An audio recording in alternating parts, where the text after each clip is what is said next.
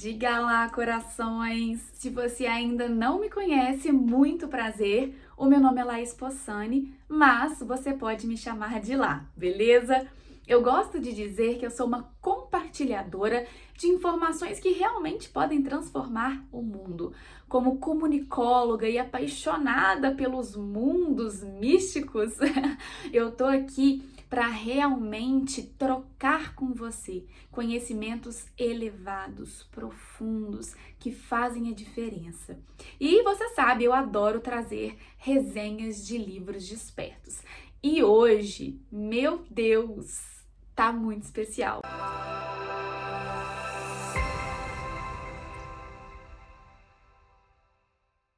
O livro de hoje eu não encontrei no formato físico, só aqui no Kindle mesmo, e ele tem o nome O Último Trabalho de Cristo Realizado por Maria de Magdala, por Ralu Gamache. Me perdoem se eu falei o nome dela errado, mas é maravilhoso. É um livro que ela começou a escrever em 2005 e foi publicado recentemente, em 2021. A Ralu, ela é brasileira, médium, e por meio da psicofonia, que é um tipo de mediunidade onde o médium escuta, ouve os comandos da entidade, do espírito, né, daquele ser que se acopla, né, chega ao campo dela e aí começa a ouvir informações. E foi dessa forma que a Ralu, em uma cidadezinha na Chapada dos Veadeiros, chamada São Jorge, começou a canalizar essas informações de Maria Madalena, escrevendo essa obra maravilhosa que eu já vou contar um pouco para vocês. Ó, eu não vou dar muito spoiler sobre o livro, porque eu quero que você leia essa obra, porque ela realmente é muito especial. É uma canalização, como eu já disse, então vai mesmo do seu entendimento, da sua abertura para esse tipo de tema, para esse tipo de assunto. Se você vai acreditar ou não, né, vai mesmo daquilo que você está disposto a receber. Mas para mim tocou demais, fez muito sentido e foi a primeira vez que eu tive um contato maior com a história de Maria Madalena, que é essa discípula de Jesus, né, que é tão comentada e guarda tanto mistério, né, na história dela, quem ela foi, como ela trabalhou, qual que era a relação dela com Jesus. E aqui nesse livro, que tem uma coautoria, né, a Ralu até fala isso no início do livro, não é um livro meu, ele tem uma coautoria. Eu escrevi, mas Maria Madalena estava do meu lado me contando essas informações. E na verdade, ela explica que ela ficava tão emocionada, ela perdia a força da mão, que ela começou a ter que contar com o apoio de amigos que estavam com a Ralu, né, nesses momentos onde ela recebia essas informações e começou só a falar. E os amigos, né, e uma amiga específica começou a escrever tudo aquilo que ela estava dizendo, fazendo, né, esse livro vir à tona com os ensinamentos de Maria de Magdala e como ela tocou a vida e passou os ensinamentos de Jesus Cristo, que aqui ela chama de Joshua, depois, né, da morte e ressurreição de Jesus. Então é muito bonito, realmente foi o primeiro contato que eu tive com algo que falasse desse tema de forma não religiosa, sabe? Porque eu sinto que muitas vezes falar de Jesus, de Maria Madalena, tudo isso acaba entrando num viés religioso e nessa leitura eu não percebi isso. Não tem nada assim. É claro que Jesus Cristo, ele dá início ao cristianismo, não ele, né, mas os seus seguidores dão início ao cristianismo, mas não tem esse viés de dogma, de credo, de que isso é errado, isso é certo. É simplesmente uma história narrada por uma mulher que estava ali do lado de Jesus, que honrava esse homem, que acreditava muito na palavra dele e naquilo que ele queria trazer para o mundo. Então é muito tocante, é muito lindo, é muito emocionante. Eu chorei no final, sabe aquele livro que você tá lendo e você não quer que acaba? Pra mim, foi ele. Quando acabou, quando eu vi assim, fim, não mais, por favor, por favor. Eu fiquei, sabe quando você entra em luto? Quando você acaba um livro que você gosta muito? Eu entrei em luto. Eu li, eu chorava, eu falava, ai, não quero que acaba, porque realmente, nossa, foi um divisor de águas na minha vida.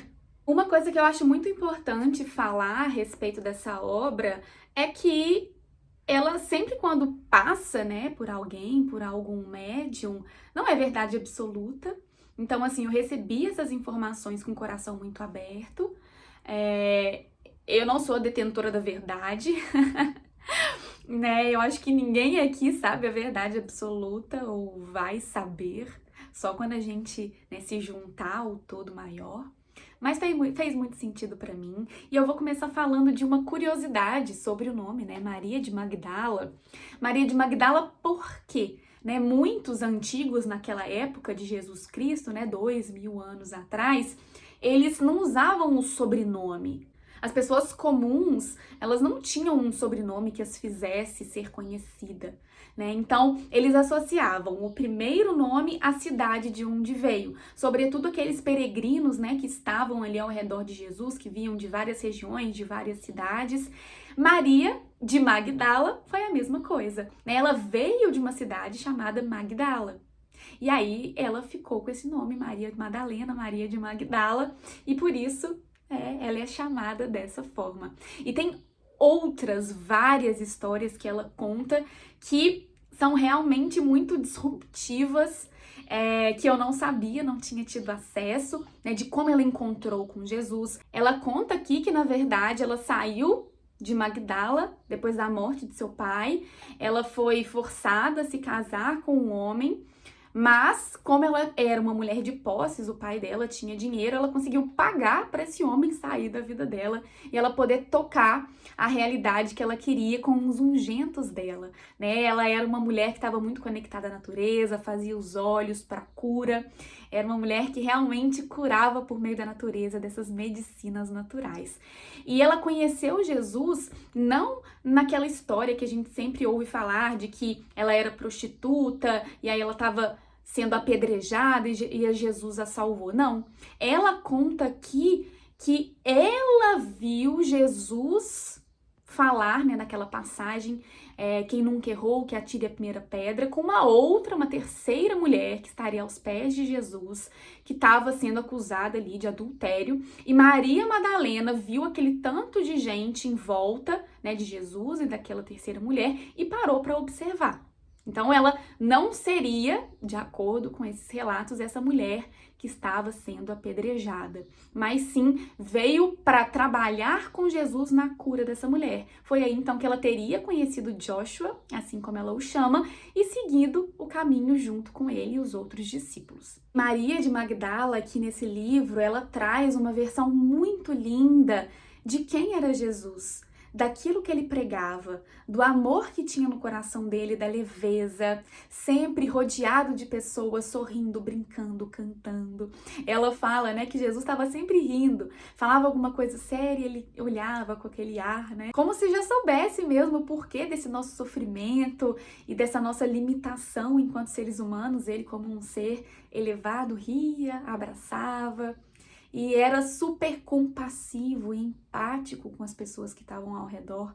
Falava muito sobre essa cura, da cura que é feita, inclusive, daquelas pessoas que acreditam naquele seu potencial. Então, tem muitas passagens maravilhosas aqui nessa obra. Eu vou até olhar aqui para vocês algumas, que Jesus, né, explica do poder de cura, por exemplo, das pessoas.